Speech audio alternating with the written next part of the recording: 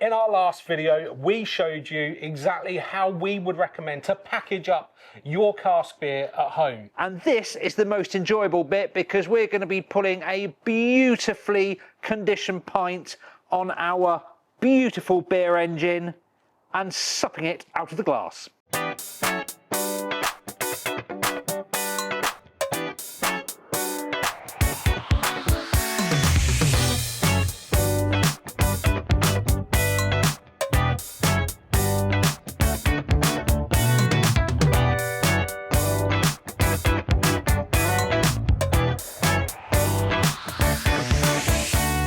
So if you've landed on this video and you haven't watched the previous two parts, we do recommend that you go back and check them out. But just as a small recap, remember, this is what makes cask different. It's our serving method, it's our packaging method, it's how we approach fermentation. All of those things come together, don't they, Rob? Yes, into one awesome romantic package that is British cask beer. So Rob, this is the cask that we filled just over a week ago with that glorious Bass clone that you brewed. We did 40 litres, we got one in this cask and you've got one in a keg as well, which we might try and do a little side-by-side taste test that'd be at some nice. point. Yeah. But what has happened inside this cask, Rob, over the last week? Okay, so we've got now condition in this cask, or at least we're hoping we have, because we can't see what's going on in here, but because we added extra sugar in here, we dropped the finished beer on top, we've then left it for, how long have we left it for? Well, it's about a week now, yeah, about 7 days. We also added that CBC yeast that we know is going to do that job for us that we wanted. And the brow salt, we put it into our fermentation chamber at 12 degrees. Yep. And that's where it's stayed since. We've now got it out. It's on our bench here, next to our beer engine. Before we tap this, we're going to have to get a few bits of equipment sorted out. Yes. Now, the first thing we need to talk about is probably how we're planning to get CO2 into this cask to preserve our beer, okay?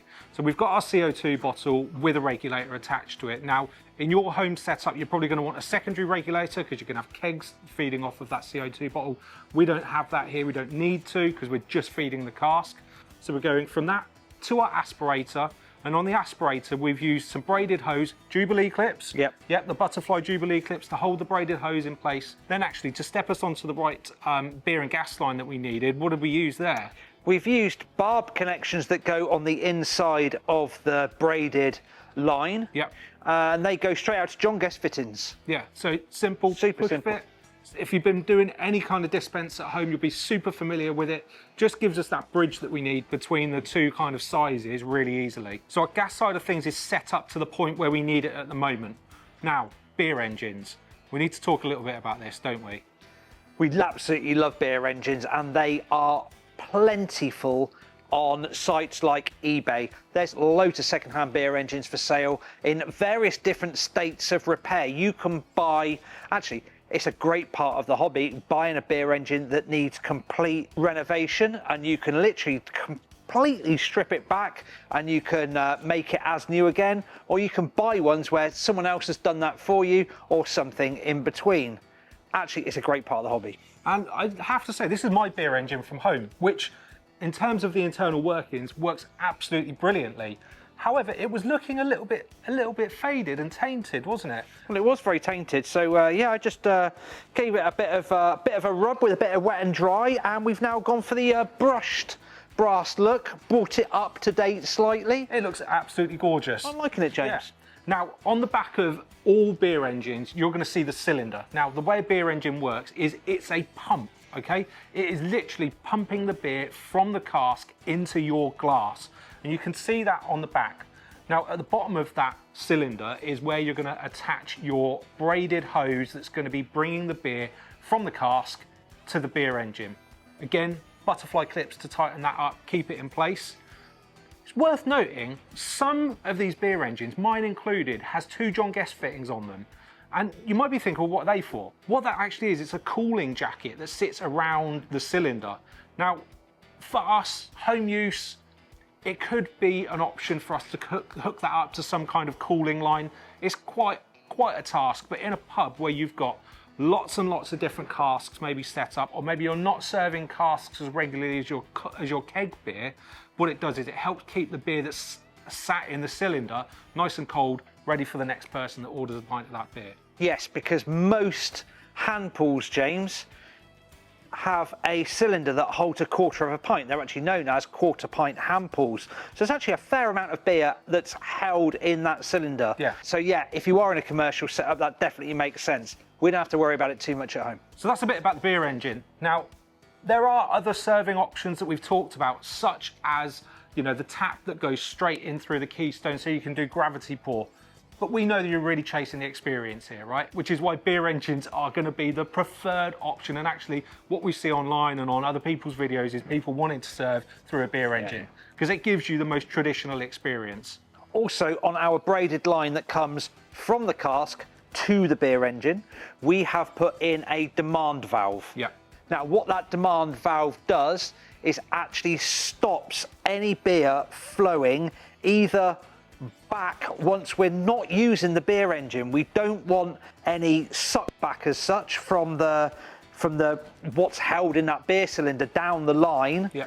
But also we don't want our beer engine dripping at all. Yeah, yeah, and inadvertently, you know, you're having a fun evening with some friends. Yeah. And you go to your beer engine and it's all dripped out all over your utility room floor. Yeah, we don't need that. So that's why we've got a demand valve in place in this particular setup. And then that demand valve goes to another length of braided hose. Again, butterfly Jubilee clips on there to keep everything tight and in place. And at that point, that's everything we need set up before we move on to tapping our cask. Now, I know you're really keen to get on and tap this, right, and get it hooked up. Yeah, James. But we just need to touch a little bit on stillage, right? Yep. Stillaging. That basically means how you're going to store your cask whilst you're serving it. Now, we're opting for the upright method, aren't we? So we don't need any special bits of kit. If you were going to be having your cask sat in the horizontal position, using the chocks that we sell to prop it up, that's important. The most important thing is obviously this is a live cask with live yeast in it, which means we've got sediment in the cask. In the cask, in this position, the sediment's going to be in the bottom. We're going to be using a floating extraction system, so it's going to be pulling the beer from the top of the cask. Yeah.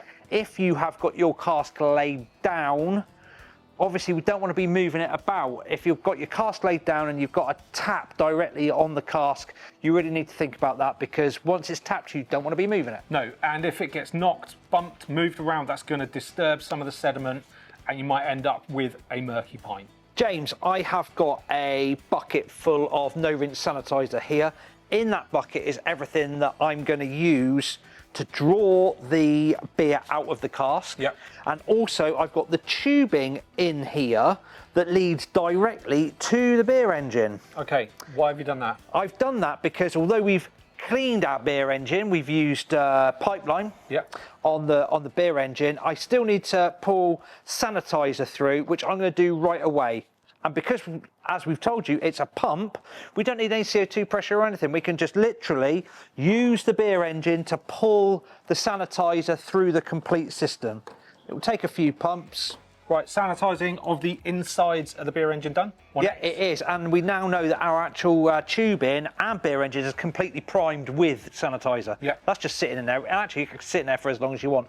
But now we're going to tap the cask, which means sanitising the keystone. Yeah. We need to make sure that that's nice and clean.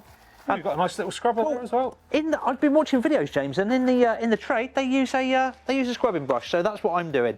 Now we've got our cask extractor. More importantly, just for the time being, it comes apart, James, because we have to have a surface that we can hammer this into the cask.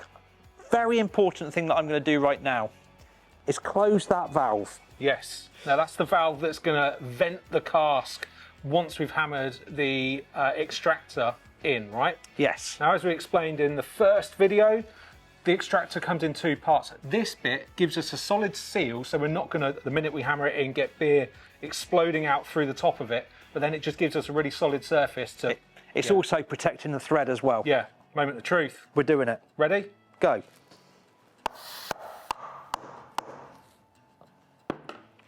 We got some hissage. We got some hissage, James. So actually what we want to do is knock that in really as relatively quickly as we can, because we want to control the amount of gas coming out rather than not control it. Now we're going to use the valve, all right, to vent the excess pressure. And we're going to do that super gently, right? We're going to do it super gently because I don't quite know what's going to happen here.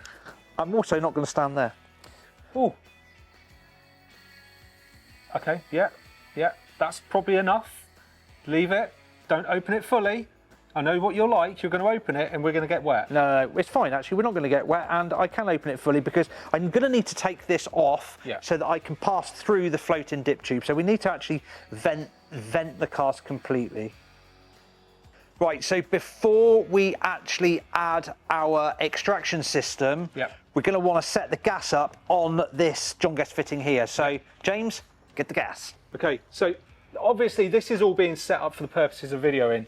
In your setup at home, we strongly encourage you to kind of screw things down, cable tie things, make it neat, tidy, you know, so that you're not having like lines draped here, there and everywhere. But Rob, there is your gas line. Before you add it, make sure that gas bottle's turned off. Yeah. Right, we also want to turn the regulator off completely so we know that when we turn the gas bottle on, we're not delivering anything. Yeah, that's off. Okay, that's all off. Now you can turn the gas bottle on. Gas bottle on. We don't want to deliver anything at the moment. Sorted. Now I can fish around in this bucket of sanitizer, trying not to get too wet, because what we need is that and the little these two pieces of equipment. Right, so I can now remove this piece because that's now redundant. It was just needed for hammering in. Yeah. I can add this collar. Yeah, the little bush, yeah. I just want to do that up a couple of threads because that's important, because through here I need to pass this. And that's our floating dip tube, isn't it? The floating dip tube part of our extractor. Now, I've actually cut this down because these are designed for a 9-gallon firkin, and we're using a 4.5 gal pin. So I've cut that down. It's actually the 10mm by 8mm silicone tubing that this uses. That's our extraction system in place. All we need to do now is replace this tube. I love that once that's in there, you can still turn it around. Oh no, Super. Yeah. Oh, Rob, before you add that, let's get that. One last Jubilee clip. Get that bad boy on. Now again, for your setup, you don't need to have the cask on the table. It can be on the floor, it can be underneath your beer engine, it can be in a fridge, it can be anywhere you want it. This is just to give you a really good understanding of how the mechanics of all of this is going to work. Right, now we can open this valve, and James, I want you to put, say, 3 psi on, please. Lovely. Now what I'm going to do is the sanitizer that went through the beer engine, I'm going to tip back into there. That's going to be useless now, that's going to go down the sink. I'm going to pull the sanitizer through. So we have drawn through enough beer to completely fill our lines all the way down through to our demand valve. Yeah. Okay, we are now ready to put a pint. You need a glass. Yeah, come on. Good job. I've got 2 of our gorgeous Malt Miller pint glasses. Absolutely. Perfect for the job. And crystal clean as well. Here we go. Now, we have opted for a sparkler because we truly believe that a sparkler delivers the best finish in the glass with a cask pint. Obviously, the debate is wide open as to whether it's to use a sparkler or not. We've made our position clear. It's up to you what you choose. Why not get one? Try it either way, see what you prefer. Now, pulling beer through a sparkler means, with a beautifully crafted beer, we have to just wait for a little while for that beer to settle. Yes, patience. Patience. Right. So James, it's had a few minutes to settle. Let's just top this up.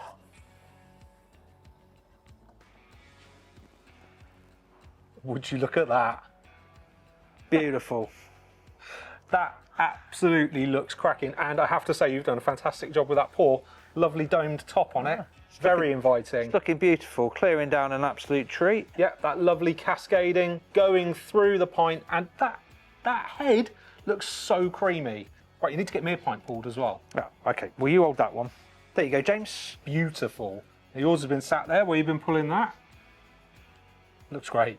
Cheers, mate. Cheers. What fun this has been. Yeah, and this is only just the beginning as well, because we can serve different beer styles, we can do different serving methods. Yeah. This is just the whole of the start of a big old homebrew journey for us. This is going to be cool. Yeah, absolutely.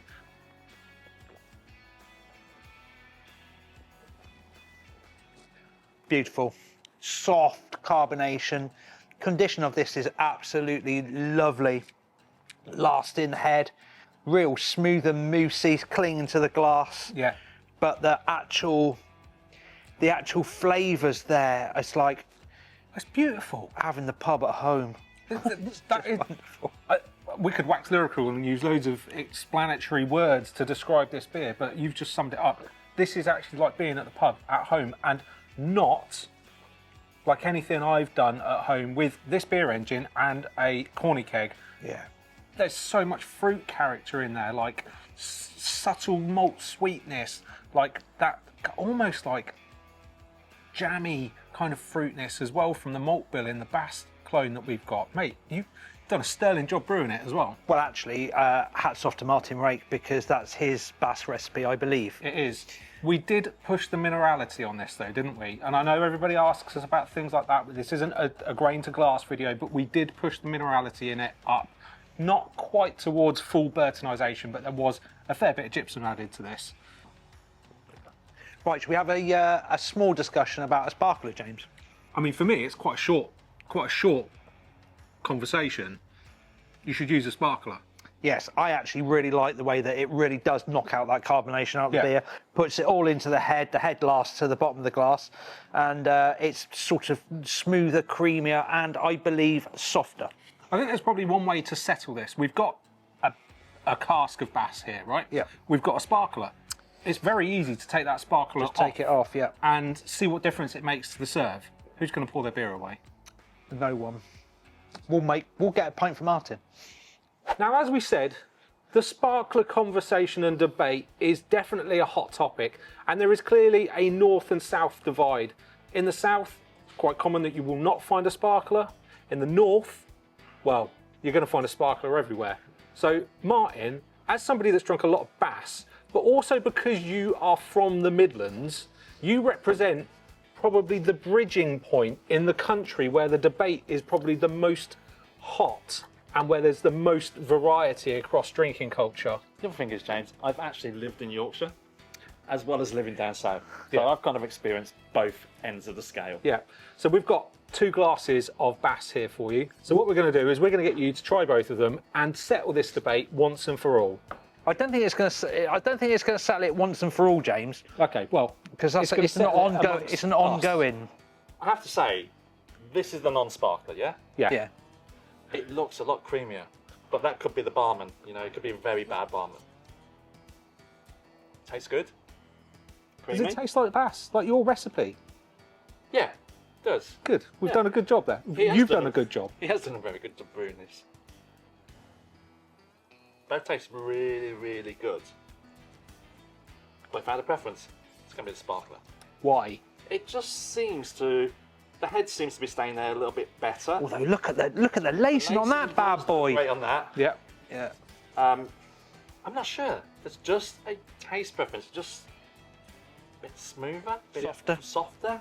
Really interesting. We use WHC Fountain Bridge for our yeast strain on this, having brewed with it a fair few times recently because we're in love with that yeast strain, and I think it's done an absolutely cracking job on this. Can I take both of these back to my desk with me now? Yeah, of course you can. See you later. Yeah, go on, off you go. I would like to see you try and do a banked pint of Bass as well, there, while you've got all this set up. Banked Bass, yes. Now, for anybody wondering what a banked pint is, now actually it comes from industrialised areas where at the end of the working day, you know, workers would knock out of the factory, the mines, wherever it was, and there would be a rush at the bar. So the bar staff would pull lots of beers and they would leave them on the side, waiting to just be topped up when everybody came in. It's sped up service. Basically, that's where it came from.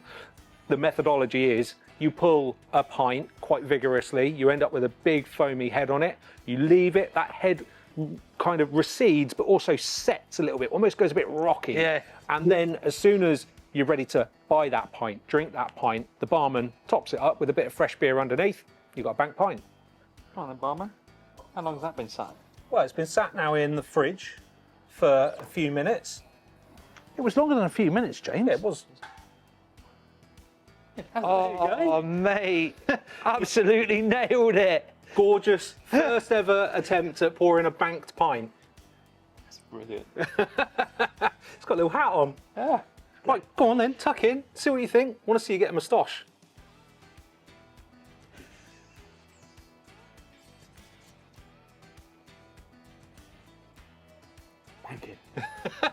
You've got a right little smile on your face. That's beautiful. I think I need to get this at home. Yeah, I think you do. I think you can also disappear now and take that one back to your desk. See you later, Martin. Thank you very much, lads. Thanks for the recipe. Well, Martin's gone back to his desk a very happy chappy. I think, I have to say, Rob, I'm also ecstatic with what we've been able to achieve here. How are you feeling? I'm absolutely delighted. I'm not just delighted for us and how we've been able to do this, but being able to promote this to the homebrew community has many, many advantages. In our own very, very tiny way, the more people that we can get interested in cask are more likely to ask for cask when they go to their pub, which is kind of like what we need. More people knowing about cask, asking for cask, drinking it, and making it more popular. We can do that in our tiny, tiny way. That would be an absolute win for us and the homebrew community. Right, importantly, on this beer, what would we do differently? Okay, well, first and foremost, the beer, nothing. Brewing of the beer, fermentation, all that kind of stuff, nothing. The recipe's great. If you haven't brewed it already, check it out. There's a link in the description down below. Grab yourself one. It's a great first go if you want to have a go at brewing this kind of beer. In terms of what we've done with our setup, I'm struggling here, Rob, to kind of think about what I would do differently. How about you? I think the whole system here is absolutely fantastic. It's working on an absolute treat. One thing, as far as brewing the beer and packaging, I would do slightly differently. Now, how many days did we leave it between packaging and tapping the cask? Well, like I said, it was about 7 days, I think. Okay, 7 days, because this beer is clear. It's lovely and clear. It probably doesn't come across on the film because that's very, very difficult. However, it's not polished. It's not clear. pin bright, yeah. It's not absolutely pin bright. Now, I reckon perhaps 2 days, 3 days, that beer would be absolutely pin bright with that sort of polished appearance that the very best cask has.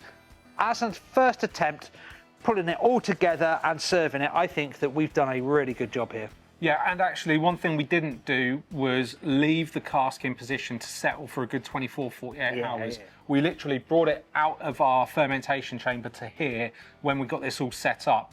Now, there is an element of being able to leave it still and stable, which helps with that presentation. Sure. What we don't know is that by moving it, whilst you were very gentle, moving it didn't maybe just unsettle a little bit of sediment, which is why it isn't as pin bright as it could be. The nice thing about having finings inside the cask is obviously it really wants to resettle out really quickly. That's a great thing. Do you know the other thing I'd do?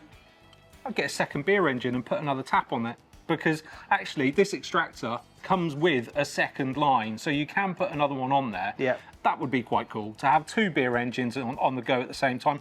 One with a sparkler, one without. Oh, nice. Yeah, then if you've got friends over and they've got a preference, you can serve them whichever way they prefer. Or they can do it themselves. They certainly can. Well, actually, that's the joy of serving it at home, where people can actually pour their own beer. However, James, I think we are in wrap-up territory. So if you've got questions about what we've covered in this video, or you would like to see us do something different, because whilst this has been a 3-part series, it really doesn't mean that there's not going to be a part 4, 5, 6 further down the line. One thing we touched on earlier is we are actively looking at ways to keep your cask cool in between its serving times. So if you've got thoughts, questions, comments, or things you'd like to see us do differently, drop them down in the comments section below. We really hope that we've inspired you to do cask in your own way, at your home, serving your homebrew beer. This has been an absolute joy, and certainly something that I personally have enjoyed diving into, because I've never done this before. It's great fun, and I'm pleased that it worked out for the video's sake, but also for everybody at home's sake. If you have made it to the end of this video, or indeed this series, please do subscribe to our channel if you're not already. Hit the bell for notifications, give this video a thumbs up, and obviously share it with your friends and family, because they all love homebrew just as much as you do. Enjoy your cask. Have a great brew. Cheers.